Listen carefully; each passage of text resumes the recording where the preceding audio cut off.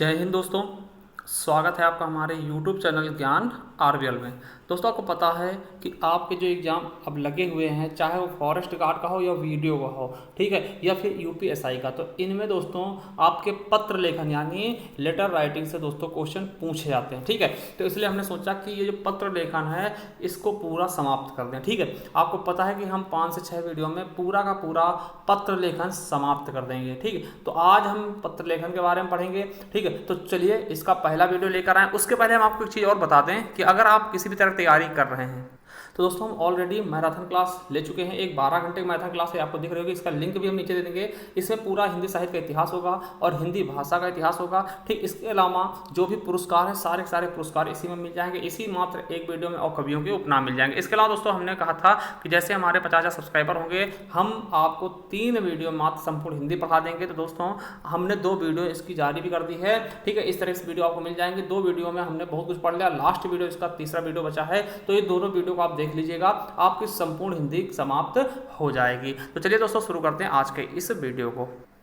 तो दोस्तों आपको पता है पत्र लेखन होता क्या है, ठीक है। पत्र लेखन सबको पता है कि पत्र लिखना ही पत्र लेखन होता है। देखिए पहले ये बहुत ज़्यादा प्रचलित था, मगर अब जब से इलेक्ट्रिक का ज़माना हो गया दोस्तों, तब से क्या हो गया कि पत्र लेखन कहीं ना कहीं धीरे धीरे विलुप्त होता जा रहा। मगर अभी भी सरकारी कार्यों के लिए दोस्तों पत्र लेखन की आवश्यकता पड़ती है। तो देखिए पत्र लेखन वैसे होता क्या है, आपको पता है कि दोस्तों मनुष्य के भावनाओं की स्वाभाविक अभिव्यक्ति पत्राचार से भी होती है। मतलब अगर सही ढंग से हम देखें कि 2 मनुष्य है दोस्तों, अगर उनकी भावनाओं की जो स्थिति है दोस्तों उसका अगर व्याख्यान करते हैं तो पत्र के माध्यम से भी अच्छे तरीके से कह पाते हैं, ठीक है। आपको पता है कभी कभार क्या होता है दोस्तों, हम जो चीज़ सीधा नहीं कह सकते वो हम पत्र के या किसी लेख के माध्यम से हम अवश्य कह लेते हैं, तो वही समझिएगा, ठीक है। तो देखिए पत्र लेखन होता क्या है कि निश्चल भावों और विचारों का आदान प्रदान, क्या निश्चल भावों एवं विचारों का आदान प्रदान पत्रों के द्वारा भी संभव है, ठीक है। पत्र लेखन 2 व्यक्तियों के बीच इसके द्वारा 2 हृदयों का संबंध दृढ़ होता है। यानी कि देखिए पत्र लेखन के लिए कम से कम भैया 2 लोग तो होने चाहिए भैया, एक लिखेगा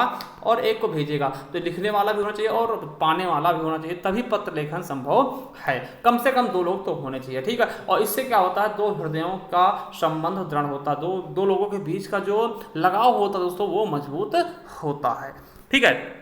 चलिए देखिए सबसे पहले हम चीज़ क्या देखेंगे दोस्तों कि अच्छे पत्र की विशेषता। देखिए पत्र तो बहुत सारे लिखाते हैं, मगर किस तरीके से हम पत्र अच्छा से अच्छा लिख सकते हैं, ठीक है। मान लिया कि कोई हम प्रेमिका को लिखते हैं पत्र या फिर माता पिता को लिखते हैं, तो किस तरीके से हम उस पत्र को बहुत ही अच्छा बना सकें कि जिससे देखने वाले को लगे कि हाँ इसने पत्र लिखा है दोस्तों, ठीक है। तो देखिए उसके कुछ नियम होते हैं, कुछ विशेषताएं होती हैं, उनका अगर हम पालन करते हैं तो पत्र को हम अच्छे से अच्छा बना सकते हैं, अच्छे से अच्छा लिख सकते हैं, ठीक है। तो चलिए देखिए पहला क्या है दोस्तों, उसी कड़ी में देखते हुए, तो पहला क्या है सरल भाषा शैली, ठीक है। तो समझिएगा दोस्तों अगर आप पत्र लिख रहे हैं तो देखिए पत्र लिखते समय इसमें सरल व बोलचाल की भाषा होनी चाहिए। देखिए बोलचाल मतलब क्या, जो लैंग्वेज आपके यहाँ यूज होती हो, ठीक है। मतलब कि ऐसा नहीं कि भैया आपके यहाँ हिंदी लोग जानते हैं, जहाँ पत्र भेजा वहाँ लोग हिंदी जानते हैं और आप इंग्लिश में पत्र लिख के भेज दो कोई पढ़ ही ना पाए, ठीक है। तो मतलब बोलचाल की भाषा, जो भाषा बोली जाती है वही भाषा होनी चाहिए और सरल होनी चाहिए। ऐसा नहीं कि कोई आप पर्यायवाची शब्द रख दो, भैया आप तो गुलरी फूल हो गए ना, तो गुलर के फूल मतलब क्या पता ही चल रहा है ना, तो फिर समझ नहीं रहा है गूलर के फूल से क्या मतलब। तो इस तरह की चीज़ें आपको नहीं लिखनी है।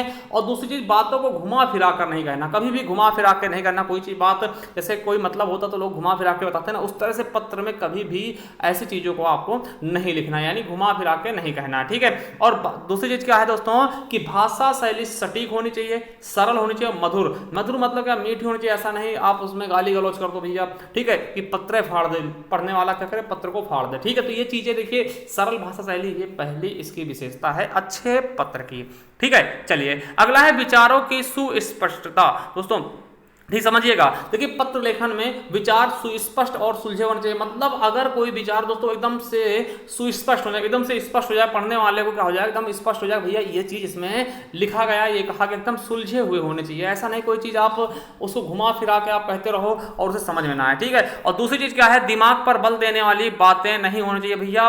जैसे आप लोग बात करते हैं तो कभी कभार ऐसा होता है ना, कहीं वो समझ गए है ना, तो मतलब ऐसी बातें ना करो कि इसमें ना लिखो कि कोई चीज़ पे दिमाग बल लगाना पड़े, भैया उस चीज़ को समझने समझने के लिए भी बहुत ज़्यादा जोर लगाना पड़े, भैया ये क्या कह दिया, क्या लिख दिया इसमें, ठीक है। तो वैसी चीज़ें भी नहीं होनी चाहिए, एकदम सरल होनी चाहिए, मतलब विचार एकदम सुस्पष्ट हो, मतलब आप कहना क्या चाहते हैं, ठीक है, तो वो समझ जाए। चलिए आगे देखते हैं दोस्तों, और क्या है कि संक्षिप्त और संपूर्णता होना चाहिए, मतलब संक्षिप्त, छोटा पत्र हो और संपूर्ण हो, उसमें सभी चीजें कह दी गई हो जो आप कहना चाहते हैं, ठीक है। देखिए इसके लिए आपको क्या करना होगा, पत्र अधिक लंबा ना हो, पहली चीज क्या है, पत्र ज्यादा लंबा नहीं होना चाहिए, संक्षिप्त और संपूर्ण हो, संक्षिप्त छोटा हो मगर पूरा हो, ऐसा नहीं भैया कह दो कि हमारा ये बात कह रही है ना, तो ऐसा नहीं होना चाहिए। आराम से आप सारी की सारी बातें उसमें लिख दो, ठीक है, छोटे में सब कुछ, मतलब गागर में सागर, एक हिसाब से हम कहते हैं गागर में सागर भर दो ना, वो चीजें होनी चाहिए। चलिए अगला है, पत्र में अतिशयोक्ति का व वाकजाल का विस्तृत वर्णन नहीं होना चाहिए दोस्तों, मतलब अतिशयोक्ति मतलब क्या, बढ़ा चढ़ा के वर्णन, किसी एक दिन बड़ाई कर दो भैया आप बहुत अच्छे हो, एकदम में अच्छे हो, बहुत ज्यादा अच्छे हो, ऐसी चीजें नहीं कहनी चाहिए, ठीक है, मतलब आप उसमें अतिशयोक्ति का इस्तेमाल ना करें। चलिए अब अगला है, क्या है कि पत्र में एक बात को बार बार दोहराना नहीं चाहिए। मान लिया आप कह रहे हैं और सब ठीक है, और सब ठीक है, मतलब यही सब चीजें आप बार बार कह रहे हैं, बार बार कह रहे हैं, तो वो चीजें आपको दोहराना पत्र में नहीं है, ठीक है। चलिए अगला है, पत्र में मुख्य बातें प्रारंभ में लिखी जानी चाहिए और सारी बातें एक क्रम में लिखी जानी, भैया क्रमबद्धता भी होनी चाहिए ना, पत्र में क्रमबद्धता भी होनी चाहिए। देखिए मुख्य में, देखिए पत्र में जो मेन चीज है उसको पहले लिख दीजिए, देखिए विषय तो लिखा है ना किस लिए हम भेज रहे हैं भैया, ठीक है, तो मुख्य चीजें प्रारंभ में लिख दिए, फिर उसके बाद सभी को क्या करिए, एक क्रम में लिखते जाइए, ठीक है। चलिए अगला है, पत्र लेखन का सारा आशय पाठक के दिमाग में पूरी तरह बैठ जाना चाहिए ताकि पाठक को किसी प्रकार की उलझन ना हो, ठीक है। हाँ ये भी है कि इस हिसाब से कहिए दोस्तों कि पत्र लेखन जो पढ़े ना पाठक, उसके दिमाग में पूरा का पूरा पत्र छप जाए, ठीक है। अब आपको पिताजी से पैसे मांगने, तो आप एकदम प्यार से बोलिए, नहीं तो पिताजी भड़क जाए, कहा नहीं वहां कहाँ पैसे तुम खर्चा करो ना, तो इस तरीके से मतलब एकदम से वो पत्र पूरा दिमाग में छप जाए, भैया हाँ इसलिए लिखा गया है और इसकी विशेषता ये है, ठीक है। चलिए अगला है, प्रभावान्विति दोस्तों, ये क्या होता है, देखिए पत्र का पूरा प्रभाव पढ़ने वाले पे पड़ना चाहिए दोस्तों, ठीक है, मतलब जो आप पत्र लिख रहे हो उसका प्रभाव पड़ जाए, जो पढ़े दोस्तों उसको मतलब एकदम मंत्रमुग्ध हो जाए कि भैया ये पत्र कोई मतलब पत्र लिखा गया है, ठीक, किसी के द्वारा लिखा गया, बहुत बेहतरीन पत्र लिखा इसने, ठीक है, तो वैसा प्रभाव होना चाहिए उसमें, ठीक है। और देखिए आरंभ और अंत में नम्रता सौहार्द के भाव होने चाहिए दोस्तों, जैसे होता नहीं कि आरंभ में, शुरुआत में महोदय है ना, श्रीमान या प्रिय है ना, ऐसी चीजों का इस्तेमाल करिए, ठीक है, और अंत में आपका शिष्य, आपका लड़का है ना, या फिर आपका पुत्र, तो इस तरीके से आपका शुभकांक्षणी या शुभकांक्षा है ना, तो इस तरीके से आपको लिखना होगा एकदम, मतलब कि ऐसी भाषा का इस्तेमाल करना जो एकदम नम्र हो और सौहार्दपूर्ण हो, कि आपको मतलब उसे देखते ही सुनते दोस्तों उसको क्या हो जाए, बहुत अच्छा लगे कि हाँ किसी ने पत्र लिखा है। चलिए अगला है, बाहरी सजावट दोस्तों, बाहरी सजावट भी होनी चाहिए। देखिए किस प्रकार से बाहरी सजावट, ऐसा नहीं उसमें फूल पत्ती बना दो, ठीक है, ऐसा नहीं कि उसमें फूल पत्ती और सब चीजें बना के कलर करके भेज दो, ऐसा नहीं। फिर बाहरी सजावट मतलब क्या होता है कि पत्र का कागज अच्छा से अच्छा होना चाहिए। पहली चीज जिसपे आप पत्र लिख रहे हो, बढ़िया A4 साइज का पेपर लीजिए, ठीक है, जैसे जो होते हैं सेंचुरी का पेपर होता है, ऐसी चीजें, मतलब पेपर बहुत अच्छा होना चाहिए, ऐसा नहीं कि आप भेजो तो वो गल जाए, रास्ते में जाते थे गल जाए ना, ऐसा नहीं, ठीक है। और देखिए लिखावट सुंदर, साफ और स्पष्ट, भैया डॉक्टर वाली राइटिंग में लिख दीजिए, मतलब कि राइटिंग बहुत अच्छी होनी चाहिए, लिखावट सुंदर हो, ठीक, ऐसा नहीं डॉक्टर वाली राइटिंग में लिख तो कोई पढ़ ही ना पाए, ठीक है, और साफ हो और स्पष्ट हो ना। अगली चीज क्या है कि विरामादि चिन्हों का प्रयोग यथा स्थान होना चाहिए ना, तो वो चीजें मतलब कि विराम चिन्ह का इस्तेमाल बहुत अच्छे से करिए, ऐसा नहीं कि भैया कुछ अलग लिख दो वो कुछ और समझ ले, विराम चिन्ह का जहां इस्तेमाल है वहीं पर कीजिएगा, क्योंकि विराम चिन्हों के इस्तेमाल से भी अर्थ का अनर्थ हो जाता है, ठीक है। तो उस तरीके से जैसे हमने बताया था कि रोको मत जाने दो, देखिए आपको बता दो, दोबारा बता दें, जैसे कोई कहे रोको मत जाने दो, मत जाने दो, है ना, रोको मत जाने दो, ठीक। और आप क्या सुन लो, देखिए उसने कहा रोको मत जाने दो, यहां पे उसने विराम चिन्ह लगा दिया, ठीक है, रोको मत जाने दो, मतलब इसका मतलब क्या, रोक लो, है ना, रोको मत जाने दो, और आपने क्या समझा, आपने उसमें विराम चिन्ह यहां पे लगा दिया, इसका मतलब क्या हुआ, रोको मत जाने दो, इसका मतलब चले जाने दो, तो इसलिए कहते हैं विराम चिन्ह का प्रयोग भी बहुत अच्छे से करना चाहिए। अगला है कि शीर्षक हो गया, तिथि हो गया, अभिवादन हो गया, अनुच्छेद हो गया, और अंत अपने अपने स्थान पर क्रमानुसार होना चाहिए, मतलब एक क्रम से सब कुछ लिखा होना चाहिए। और अगली चीज क्या है कि पत्र की पंक्तियां ज्यादा सटा कर ना लिखी गई हो दोस्तों, एकदम सटा दोगे फिर दिक्कत हो जाएगी ना, थोड़ा अच्छा नहीं लगेगा, ठीक, इसलिए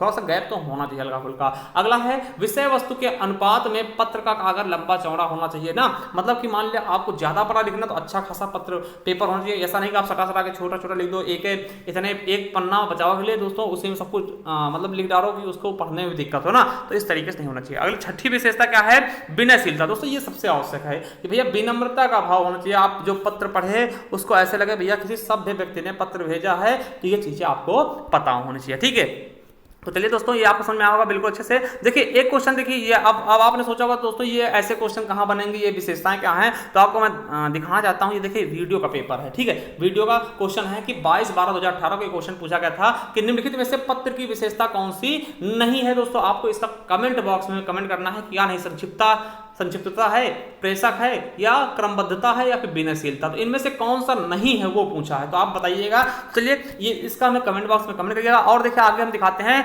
पत्र के घटक क्या होते हैं, तो पत्र के घटक भी देख लीजिए। पहला होता है देखिए पत्र शीर्षक, जिसको हम बोलते हैं लेटर हेड। देखिए आपने देखा होगा कहीं पे अगर आप सरकारी अस्पताल जाते हैं दोस्तों, वहां पे पर्चा बनता है, तो ऊपर क्या होता है सरकारी अस्पताल का नाम छपा हुआ होता है, उसको ही बोलते हैं लेटर हेड। या फिर कहीं कंपनी में आप कुछ देते दोस्तों, कंपनी की तरफ से कोई मैसेज आता है, उस पर आप उसका कंपनी का लोगो लगा होगा, वहां पे कंपनी का नाम लिखा होगा, उसका एड्रेस लिखा होगा, तो ये सब चीजें लिखी होती है, तो उसको बोलते हैं लेटर हेड, है ना। तो ये चीजें समझिएगा। तो देखिए लेटर हेड क्या होता है, ये घटक है। देखिए घटक है, घटक पूछेगा कि पत्र के घटक कौन से नहीं है, तो ये भी आपको याद रखना है। देखिए ये पत्र के सबसे ऊपर लिखा जाता है और इस पर सरकारी कार्यालय या व्यवसायिक प्रतिष्ठान का नाम छपा हुआ होता है। ठीक है, तो समझ गया ना लेटर हेड क्या होता है, या फिर पत्र शीर्षक क्या होता है, उस पर कंपनी का पूरा नाम लिखा होगा, ठीक, और प्रतिष्ठान का पता भी लिखा होगा। ठीक है, ये चीज आप याद रखें। दूसरा होता है दिनांक। दिनांक आपको पता ही है, ठीक है, समझिए।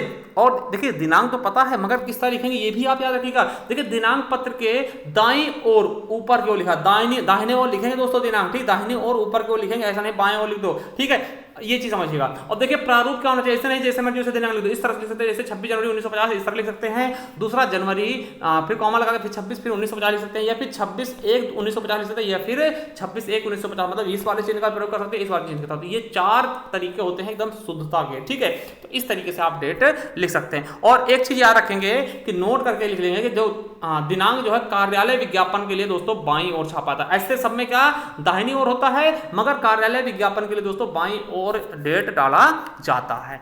ठीक है, चलिए अगला है विषय। विषय आपको पता है दोस्तों, विषय क्या डालना चाहिए, किस पे आप लिख रहे हो, मान लिया पैसों के लिए लिख दो पिताजी से, तो पैसों के लिए विषय लिख दीजिए। ठीक है, ये क्या होता है कि मान लिया दोस्तों कहीं ऑफिस में आपने लेटर लिख के भेजा है, उसको पूरा पत्र पढ़ने समय नहीं, केवल विषय देख के समझ जाएगा दोस्तों कि हाँ इसलिए आया होगा। ठीक है, तो इसलिए विषय का आवश्यक है, विषय जरूर डाला करिए। ठीक है, पत्र की सामग्री का शीर्षक ही क्या कहलाता है, विषय कहलाता है। ये क्या घटक है। ठीक है, संदर्भ क्या होता है दोस्तों, संदर्भ क्या होता है, कार्यालय पत्रों में इस संबंध में पूर्व में आया पत्र का उल्लेख। दोस्तों मान लिया कोई चीज पूर्व में भेज चुके हो तो उसका उल्लेख करना संदर्भ कहलाता है। ठीक है, देखिए संबोधन किसको बोलते हैं, संबोधन भी घटक है। संबोधन क्या होता है, किसी चीज को आदरणीय तरीके से बनाने से, प्रिय दिनेश, पूज्य पिताजी, है ना, आदरणीय महोदय, है ना, तो ये सब चीजें क्या होती है, इनको हम संबोधन बोलते हैं, जो शुरुआत में लिखे आते हैं। ठीक है, उसके बाद अभिवादन क्या होता है दोस्तों, कहते हैं नमस्कार, प्रणाम, है ना, ये सब चीजें अभिवादन कहलाती हैं। अगला है शिष्टता सूचक अंत, जो सबसे लास्ट में एकदम शिष्टता से व्यवहार करते हैं दोस्तों, या फिर अभिनिवेदन भी कहते हैं, या फिर स्वनिर्देश कहते हैं, जैसे आपका, जैसे भौदीय, है ना, आपका आज्ञाकारी शिष्य,